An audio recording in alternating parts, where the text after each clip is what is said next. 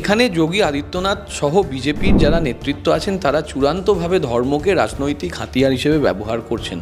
তাদের কাছে যেটা মহাকুম্ভ সেটা ধর্মের থেকেও বড় হয়ে দাঁড়িয়েছে ভোট রাজনীতি এবং অর্থনীতি।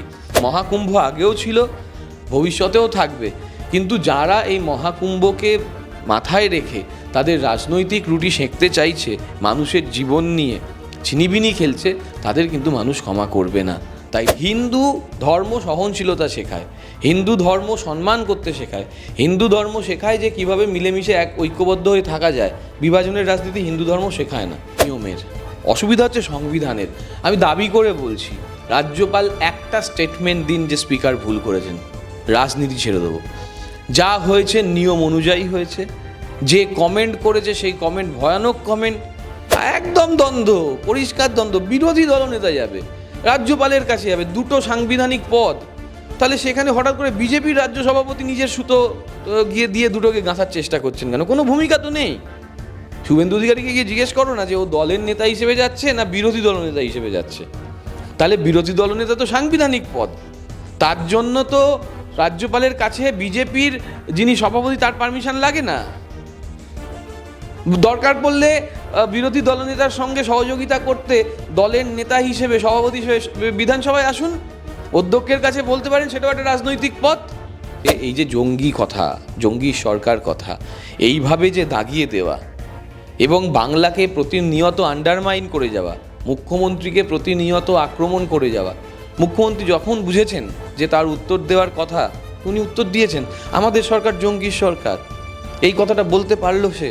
মুখ্যমন্ত্রী হওয়া দূর কথা, আমাদের মাননীয় দলনেত্রী যে ভূমিকা দেবেন সেই ভূমিকাতেই তিনি পালন করবেন। অভিষেক বন্দ্যোপাধ্যায়ের বক্তব্য গলা কেটে দাও, কিন্তু সেই কাটা গলা থেকেও একটা নাম বেরোবে, সেটা হচ্ছে মমতা বন্দ্যোপাধ্যায় জিন্দাবাদ। বিতর্ক যেন পিছু ছাড়ছে না মহাকুম্ভে। একের পর এক বিতর্ক, বলতে পারেন একের পর এক সমস্যার কথা উঠে আসছে মোদী সরকারের বা যোগী সরকারের, যেহেতু ওখানে ডবল ইঞ্জিনের সরকার আছে, তাদের ব্যবস্থাপনাকে ঘিরে। ইতিমধ্যে যে খবর উঠে আসছে যে সেখানে অগ্নিকাণ্ড হওয়ার থেকে শুরু করে পদপিষ্ট ঘটনা তো আমরা জানতামই, এবার মহিলাদের স্নানাঘরের আপত্তিকর ভিডিও সামনে উঠে আসছে এবং সেই ভিডিও দেখা যাচ্ছে যে চড়া দামে সোশ্যাল মিডিয়ায় বিক্রি করা হচ্ছে। কি বলবেন? দেখুন, ধর্ম সবার আগে, এটা সবাই জানে।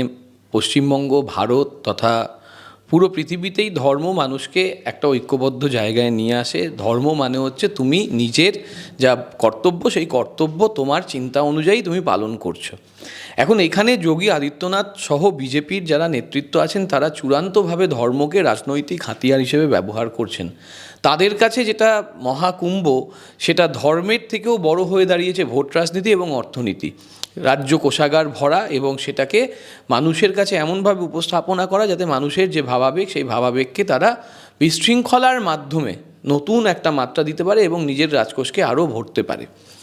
শুধুমাত্র তুমি যে প্রসঙ্গগুলো বললে, যেমন তোমার বারংবার আগুন লাগা, প্রায় হয়তো 9বার লেগেছে আগুন, পদপিষ্ট হয়ে শয়ে শয়ে মানুষ মারা গেছে, মিথ্যা কথা বলা, এবং সেখানে নির্দিষ্ট একটা মর্গে গিয়ে, জওহরলাল নেহরু মর্গে গিয়ে যখন একজন সাংবাদিক তথ্য সংগ্রহ করতে গিয়েছিলেন, তাকে হেকেল করা রাজনৈতিকভাবে, সে কথা কোথাও বেরোয় না। পশ্চিমবঙ্গে যদি এরকম ঘটনা হতো এতদিনে তোলপাড় লেগে যেত। আবার একই সঙ্গে তুমি যে মহিলাদের ভিডিওর কথা বললে, সেটা একটা চূড়ান্ত নক্করজনক ঘটনা, সেটাও চলেছে। কিন্তু সবথেকে বড় কথা, আবার জলের মধ্যে ব্যাকটেরিয়ার কথা আসছে, সেই জলের মধ্যে নাকি ব্যাকটেরিয়া আসছে। কিন্তু বিজেপি এমন একটা মিথ্যেবাদী দল, যোগী আদিত্যনাথ বলছে যে ওই জল নাকি পানীয় জলের মতন, ওটা পান করতে পারে। তা নিজে পান করুক না, নিজে কেন 1000 টাকার বোতলের জল পান করেন? তো নিজে গিয়ে ওখানে পান করে সবাইকে সবার সামনে দেখিয়ে দিক, সবার সামনে যাক, গিয়ে ওই জল পান করুক, পান করে বলে দিক যে ওই জল পানের যোগ্য, তবে গিয়ে ওনার কথা শুনবে। বলছে নাকি 52 কোটি লোক মানুষ ওখানে গেছে। তোমরা জানো যে পুরো যে ট্রেনগুলো প্রয়াগরাজে যাচ্ছে, সব ট্রেন তো প্রয়াগরাজে যায় না, সব প্যাসেঞ্জারও প্রয়াগরাজে নাবে না। সব যদি মানুষ ওখানে যায়, পার ডে 1 লাখ থেকে 1.5 লাখ মানুষ ট্রেনে যেতে পারে। বাই রোডে তো একটা 10 কিলোমিটারের কাছাকাছি হয়ে যাচ্ছে, লোকজন যেতে পারছে না, কারণ গাড়ির ম্যানেজমেন্ট নেই। সেখানে একদম এবং সেখানে দেখা যাচ্ছে যে সেখানেও খুব বেশি হলে 50,000 লোক যেতে পারে, খুব বেশি হলে একদিনে 2 লক্ষ লোক যেতে পারে। জানুয়ারি 10 তারিখ থেকে সম্ভবত শুরু হয়েছে, বা জানুয়ারি প্রথম দিক থেকে শুরু হয়েছে, এই ফেব্রুয়ারি এতদিন অবধি হচ্ছে।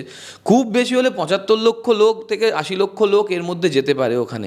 কিন্তু সেখানে একটা জিগির তোলা হচ্ছে, সেখানে একটা ভয়ানক একটা আবেগ তোলা হচ্ছে যে 52 কোটি লোক গেছে। তুই পশ্চিমবঙ্গের বেশি না 50,000 লোকের ইন্টারভিউ নাও, তুই দেখবে 5,000 লোকও যায়নি। ঠিক এইভাবে তুমি র্যান্ডাম স্যাম্পলিং অন্যান্য রাজ্যেও করো, দেখবে পুরো ভারতের 1% থেকে 2% মানুষ হয়তো গেছেন তার পরিবার নিয়ে, সেটা ধরলে এই 70-75 লাখই হচ্ছে। কিন্তু এরা মিথ্যে কথা বলছে, এরা ব্যবস্থাপনা নিয়ে প্রশ্ন তুলছে। সেই জন্যই শঙ্করাচার্য একজন, তিনিও মমতা বন্দ্যোপাধ্যায় যে বক্তব্যটা রেখেছেন বিধানসভায়, যে ওটা মহাকুম্ভ নয়, ওটা মৃত্যুকুম্ভ বানিয়ে ফেলছে এরা মানুষের ভাবাবেগকে কাজে লাগিয়ে। ফলে ধর্মর থেকে রাজনীতির যে পৃথকীকরণের প্রসঙ্গ ছিল সেটাকে সম্পূর্ণ গুলিয়ে দেওয়া হচ্ছে। হিন্দু হে হাম বতন হে হিন্দুস্তান হামারা, এই যে ভাবনা, তার নেতিবাচক একটা প্রভাব এখানে ফেলার চেষ্টা করছে। এবং যত পশ্চিমবঙ্গ সহ এই সমস্ত রাজ্যের ভোটগুলো এগিয়ে আসছে, তত বেশি এই 144 বছর থেকে শুরু করে বিশেষ সংক্রান্তি থেকে শুরু করে এই ধরনের জিগিরগুলো তুলে দেওয়া যাচ্ছে। কিন্তু মানুষ তো এত বোকা নয়, মানুষ বুঝতে পারছে যে মহাকুম্ভ আগেও ছিল, ভবিষ্যতেও থাকবে। কিন্তু যারা এই মহাকুম্ভকে মাথায় রেখে তাদের রাজনৈতিক রুটি সেঁকতে চাইছে, মানুষের জীবন নিয়ে ছিনিবিনি খেলছে, তাদের কিন্তু মানুষ ক্ষমা করবে না। তাই ব্যাকটেরিয়া মুক্ত জল, সেটা পানীয় জল, তা যোগী আদিত্যনাথ, আবার বলছি, আপনি যান না এই শুভেন্দু অধিকারীকে নিয়ে, এমনি তো মাথাটা খারাপ হয়ে গেছে অর্ধেক, একটু মাথা যদি ঠিক হয় একটু ওখানে মহাকুম্ভে স্নান করিয়ে দিয়ে আসুন। এই শুভেন্দু অধিকারী মহাকুম্ভে যায়নি, 52 কোটি লোক যাবে কি করে? নিজেকে তো তিনি হিন্দু বলে দাবি। সে তো আমিও তো হিন্দু, তুমিও হিন্দু, অসুবিধা কী আছে? আমি আবার পৈতে ধরা ব্রাহ্মণ, আমার বাড়িতে 4 বেলা পুজো হয়, তো সব বলে লাভ আছে? হিন্দু ধর্ম সহনশীলতা শেখায়, হিন্দু ধর্ম সম্মান করতে শেখায়, হিন্দু ধর্ম শেখায় যে কিভাবে মিলেমিশে এক ঐক্যবদ্ধ হয়ে থাকা যায়। বিভাজনের রাজনীতি হিন্দু ধর্ম শেখায় না। তাই তিনি যদি প্রকৃত হিন্দু হন, তিনি নিশ্চয়ই বুঝবেন ইতিমধ্যে মাথায় কিছু পোকা নড়াচড়া করছে। যদি এমনি ব্যাকটেরিয়া ওখানে রয়েছে মহাকুম্ভে, এই ব্যাকটেরিয়া আর শুভেন্দু অধিকারীর মাথায় যে পোকাগুলো নড়ছে, সেগুলো যদি একটু এক হয়ে কিছু একটা ভালো কাজ হয়, ওকে গিয়ে আগে মহাকুম্ভে স্নান করা, কোথাও যায়নি। আজকে আমরা দেখলাম যে দাদা, এই যেমন তুমি যেহেতু মুখ্যমন্ত্রী বক্তব্যটা তুললে, যে তিনি যে বক্তব্য রেখেছে তার পরিপ্রেক্ষিতে এবং যে সাসপেনশন করা হয়েছে শুভেন্দু অধিকারী সহ 3 বিধায়ককে, সেখানে দেখা যাচ্ছে আজকে তারা রাজভবন অভিযান করছেন, যে রাজ্যপালের কাছে অভিযোগ জানাবে বলে।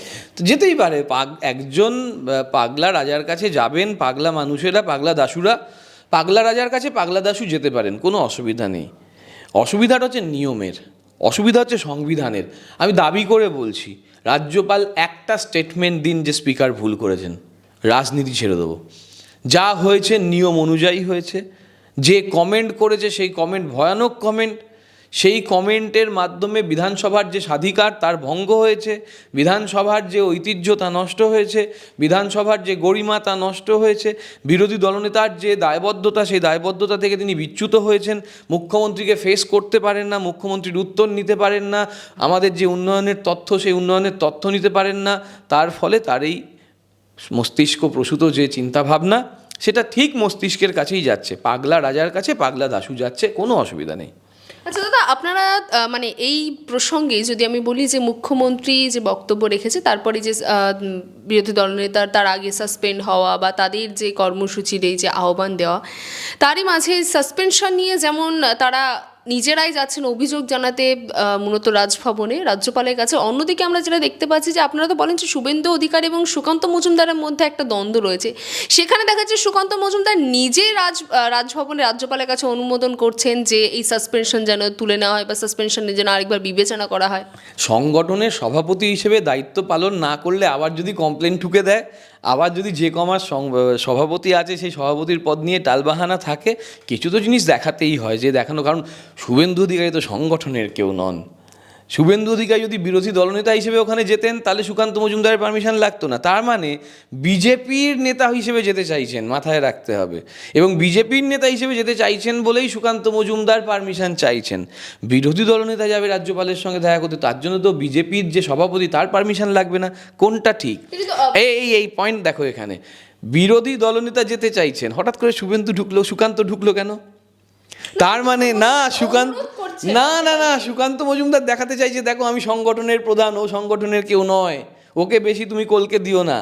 এই যে রাজনীতির আবহ, একটা আলপটকা মন্তব্য করে দিয়েছিল ওই মাহাতো বাবু এমপি, সেই নিয়ে 10 দিন ধরে মিডিয়া কভারেজ পেয়ে গেল মাহাতো। এরা তো মিডিয়া কভারেজ নিয়ে ব্যস্ত থাকে। শুভেন্দুদা যদি আজকে ওখানে চলে যায় পাগলা দাশু হিসেবে পাগলা রাজার কাছে, তাহলে তো পুরো ফুটেজ খাবে হচ্ছে শুভেন্দু অধিকারী। সুকান্ত মজুমদার ওখানে সভাপতি হিসেবে ঢুকে একটুখানি দেখিয়ে দিল, দেখো আমি কিন্তু সভাপতি, আমাকে ছাড়া তুমি যাচ্ছ, তাই আমি কিন্তু একটু খবরে থাকতে চাই, আমি মিঠুন চক্রবর্তীর দল করি, খবর দেখি না, খবর রাখি না, খবর তৈরি করি। খবর তৈরি করে দিল, তুমি আমায় প্রশ্ন করছো। তুমি কি এর মধ্যেও শুভেন্দু অধিকারী এবং সুকান্ত মজুমদারের বিভেদ দেখছো? একদম দ্বন্দ্ব, পরিষ্কার দ্বন্দ্ব। বিরোধী দলনেতা যাবে, রাজ্যপালের কাছে যাবে, দুটো সাংবিধানিক পদ, তাহলে সেখানে হঠাৎ করে বিজেপির রাজ্য সভাপতি নিজের সুতো গিয়ে দিয়ে দুটোকে গাঁথার চেষ্টা করছেন কেন? কোনো ভূমিকা তো নেই। শুভেন্দু অধিকারীকে গিয়ে জিজ্ঞেস করো না যে ও দলের নেতা হিসেবে যাচ্ছে না বিরোধী দলনেতা হিসেবে যাচ্ছে। তাহলে বিরোধী দলনেতা তো সাংবিধানিক পদ, তার জন্য তো রাজ্যপালের কাছে বিজেপির যিনি সভাপতি তার পারমিশন লাগে না। দরকার পড়লে বিরোধী দলনেতার সঙ্গে সহযোগিতা করতে দলের নেতা হিসেবে সভাপতি হিসেবে বিধানসভায় আসুন, অধ্যক্ষের কাছে বলতে পারেন, সেটাও একটা রাজনৈতিক পথ। বা নিজে শুভেন্দু অধিকারীকে এসকর্ট করে নিয়ে যাক, সেটাও একটা পথ। তা না, টুক করে একটা ছোট্ট খোঁচা, দেখো শুভেন্দু তুমি যতই করো আমি কিন্তু সভাপতি। তুমি যেমন বারবার বলো যে আমি তো সংগঠনের কেউ নয়, তো সংগঠনের যারা আছে তারা বুঝে নেবে, আমি তো বিরোধী দলনেতা।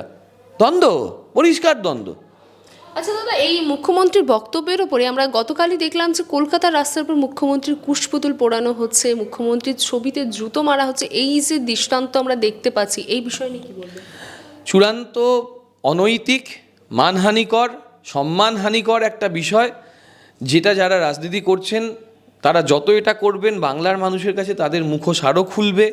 পরিষ্কারভাবে বোঝা যাবে যে মানুষের নির্বাচনের দ্বারা, মানুষের ভোটের দ্বারা যে বা যে সরকার নির্বাচিত হয়েছেন এবং পশ্চিমবঙ্গ তথা ভারতের সর্বশ্রেষ্ঠ পপুলার যিনি লিডার, একজন বিরোধী লিডার, এত পপুলার একজন মহিলা, এত বড় বড় শক্তিকে মানে একদম হারিয়ে দিয়েছে, সেটা বিজেপির মতন মাইট হোক বা 34 বছরের সরকারের বামফ্রন্ট সরকার হোক, তাদেরকে হারিয়ে দিয়ে আজকে এত সিনিয়র নেতৃত্ব, তাকে যেভাবে বিভিন্ন ভাষায় ভূষিত করে বিভিন্নভাবে নোংরা কাজ করার চেষ্টা করা হচ্ছে, সেটা মানুষের চোখটাকে আরও খুলে দিচ্ছে।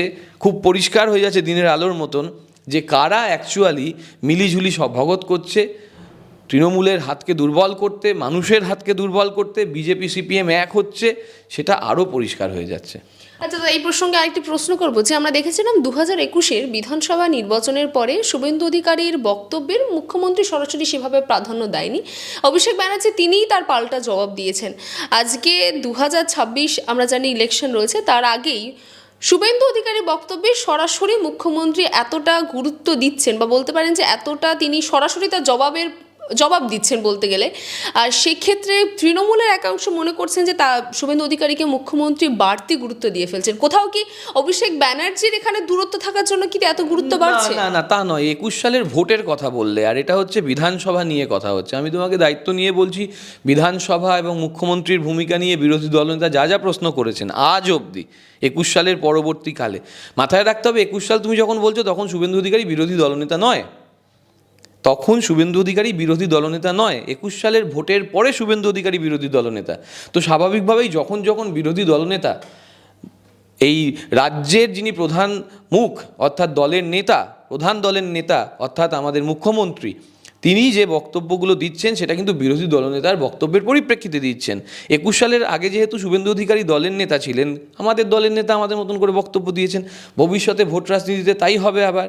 কিন্তু সাংবিধানিক যে জায়গা, সেই সাংবিধানিক জায়গায় এক সাংবিধানিক প্রধান আর এক সাংবিধানিক যে পদাধিকারী, তাদের মধ্যে বাক্য বিনিময়, তাদের যে তর্ক বিতর্ক, সেটা স্বাভাবিক একটা প্রক্রিয়া। ধরো না আজকেই দেখেছিলাম 21-এর ভোটের পরে, জয়লাভের পরে কিন্তু মুখ্যমন্ত্রী শুভেন্দু অধিকারীর যে বক্তব্য বা কোনো বক্তব্যের তার প্রতিক্রিয়া চাওয়া হয়েছিল, সেই মুহূর্তে তিনি বলেছিলেন যে ওর ব্যাপারে প্রতিক্রিয়া নিতে গেলে আমার ব্লক সভাপতিদের জিজ্ঞাসা করবেন। তখন তো তিনি গুরুত্ব দেননি। আবারও বলছি যে তখন উনি বিরোধী দলনেতা হননি এবং আমাদের বিধানসভায় কোনো এমন বক্তব্য রাখেননি যেটা আমাদের যে বহু সাংস্কৃতিক যে ফ্লেভার, আমাদের ধর্ম সমন্বয়ের যে জায়গা। বিরোধী দলনেতা হবার পরে আমি তোমায় কি বলছি যে এই যে জঙ্গি কথা, জঙ্গি সরকার কথা এইভাবে যে দাগিয়ে দেওয়া, এবং বাংলাকে প্রতিনিয়ত আন্ডারমাইন করে যাওয়া, মুখ্যমন্ত্রীকে প্রতিনিয়ত আক্রমণ করে যাওয়া। মুখ্যমন্ত্রী যখন বুঝেছেন যে তার উত্তর দেওয়ার কথা, উনি উত্তর দিয়েছেন, আমাদের সরকার জঙ্গির সরকার, এই কথাটা বলতে পারলো সে। এত দলের নেতা নেত্রী রয়েছে, এত দলের গুরুত্বপূর্ণ সদস্যরা রয়েছে, যারা মুসলিম, যারা হিন্দু, যারা ব্রাহ্মণ, যারা ক্ষত্রিয়, যারা বৈশ্য, যারা শূদ্র। আমাদের দল তো সর্বধর্ম সমন্বয় নিয়ে কাজ করে। আমাদের এখানে যেমন বিভিন্ন তপশিলি জাতির মানুষরা রয়েছেন, উপজাতির মানুষরা রয়েছেন, তেমন ব্রাহ্মণরাও রয়েছেন, মুসলিমরাও রয়েছেন। তাহলে একটা সরকারকে এরকমভাবে জঙ্গির সরকার বলে দেওয়া, সেই কথাটা কতখানি আমাদের যে রাজনৈতিক সহিষ্ণুতার জায়গা, বাংলার যে নানা ভাষা, নানা মত, নানা পরিধানের জায়গা, সেই ঐক্যবদ্ধ বাংলাকে খণ্ডিত করার জন্য যে প্রক্রিয়া চলছে, সেটাকে মুখ্যমন্ত্রী বাধা দেবেন না? 100 বার দেবেন, ভবিষ্যতে হলে আবারও দেবেন, কিন্তু তার যে রাজনৈতিক বাকি যে বালখিল্য, ব্লক সভাপতিরা জবাব দিয়ে দিচ্ছে তো। আচ্ছা, আমরা দেখেছিলাম যে বেশ কয়েক মাস ধরে মুখ্যমন্ত্রী বারংবার বার্তা দিতে যে তিনি দলের চেয়ারপারসন, দল তিনি দেখে নেবেন, এবং এই বার্তার মধ্যেই এই যে শুভেন্দু অধিকারীকে তার যে রেসপন্স দেওয়া, সেটাকে রাজনৈতিক মহলে অনেকে এটা মনে করছেন যে অভিষেক ব্যানার্জি দূরে সরতে বঙ্গ রাজনীতিতে ফের যুযুধার পরিস্থিতি, মমতা ভার্সেস শুভেন্দু, এই কথাটি বলবেন? না না, মমতা দি বাংলা নিজের মেয়েকে চায়, 21 সালে আমাদের বার্তা ছিল। সেই সময়েই তুমি যদি খেয়াল করো, অভিষেক যে বক্তব্য রেখেছিলেন, আমাদের দলের অন্যতম নেতৃত্ব, যাকে কুণালদা বারবার আমাদের সেনাপতি বলেন, আমরাও সেটা মানি, সেখানে অভিষেক ব্যানার্জি খুব পরিষ্কার বলেছেন 26 কেন, তারপরেও তিনি এই বিধান যে সভা, সেই বিধানসভার রাজনীতিতে তিনি থাকছেন না, এবং মুখ্যমন্ত্রী হওয়া দূর কথা, আমাদের মাননীয় দলনেত্রী যে ভূমিকা দেবেন সেই ভূমিকাতেই তিনি পালন করবেন। অভিষেক বন্দ্যোপাধ্যায়ের বক্তব্য গলা কেটে দাও, কিন্তু সেই কাটা গলা থেকেও একটা নাম বেরোবে, সেটা হচ্ছে মমতা বন্দ্যোপাধ্যায় জিন্দাবাদ। ফলে আমাদের দল যে মমতাময় দল, এটা নিয়ে তো কোনো কোনো দ্বিচারিতা নেই। আমাদের দল তো সেই মার্কস মারা গিয়েছেন তারপরে মার্ক্সবাদের দল নয়। আমাদের দল জীবন্ত মা দুর্গার মতন, যিনি দশভূজার মতন তার নানান ভূমিকা পালন করে যাচ্ছেন, সেই মমতাবাদী মমতার দল, যিনি জীবন্ত আদর্শ মানুষের কাছে, যিনি জানেন যে একজন গরিব মানুষকে যদি আমি দুটো গরু, ছাগল, মোষের মতন ব্যবস্থা করে দিই, তারা খামার করে তাদের ব্যবসা করতে পারবে। একজন মাছওয়ালা যিনি মাছ বিক্রি করেন, মাছ বিক্রেতা, তাকে যদি আমি একটা সাইকেল দিই, তাকে যদি আমি একটা হাঁড়ি দিই এবং একটা জাল দিই, সে ব্যবসা করে খেতে পারবে। আমি যদি 20,000 টাকা তপশিলি জাতি, উপজাতি, মাইনরিটিদের লোন দিই, যারা গরিব মানুষ, তারা ওইটা পুঁজি করে, সেই পুঁজির ভিত্তিতে ব্যবসা করে খেতে পারবে। আমি যদি শিক্ষাশ্রী দিই, আমি যদি কর্মসাথী দিই, আমি যদি সবুজ সাথী দিই, আমি যদি খাদ্য সাথী দিই, আমি যদি লক্ষ্মীর ভাণ্ডার দিই, আমি যদি আমার রূপশ্রী দিই, আমি যদি আমার মায়েদের জন্য যারা গর্ভ অবস্থায় রয়েছেন তাদের বিশেষ সুবিধা দিই, তাহলে আমার ভবিষ্যৎ প্রজন্মটা সুরক্ষিত হবে। ফলে তিনি জীবন্ত একটা আদর্শ। তাই আমার কথায় মমতা বন্দ্যোপাধ্যায় যেখান থেকে দাঁড়িয়ে পড়েন, সেখান থেকেই পশ্চিমবঙ্গের মমতাবাদী রাজনৈতিক আদর্শের শুরু হয়। এটা সেই বিখ্যাত লাইন ছিল না, হাম যাহা সে খড়ে হতে লাইন ওহি সে শুরু হতা হ্যায়। মমতা বন্দ্যোপাধ্যায় যেখান থেকে দাঁড়ান, সেইখান থেকেই তৃণমূলের রাজনীতির সূচনা, সেখান থেকেই তৃণমূলের রাজনীতির নানান দিক পরিচালনা। তার মানে যেটা সমাজ মাধ্যমে বা যে একটা ন্যারেটিভ তৈরি হচ্ছে, যে একটা বিভেদ সৃষ্টি হচ্ছে, সেটা তো ভুল। এটা স্বাভাবিক ভুল তো, কারণ অভিষেক বন্দ্যোপাধ্যায়কে নিয়ে যখন কথা হচ্ছে বা দলের অন্যান্য নেতৃত্বকে নিয়ে কথা হচ্ছেন, তাদেরও বক্তব্য তো মনোমমতা কেন্দ্রিক, এটা তো কেউ অস্বীকার করতে পারবে না। ফলে বাকিরা এই বিভাজনের নাম করে এরা নিজেদের যে খবরে টিকে থাকার ব্যাপার, যে একটু খোঁচা দিই, একটু এদিক ওদিক কথা বলি।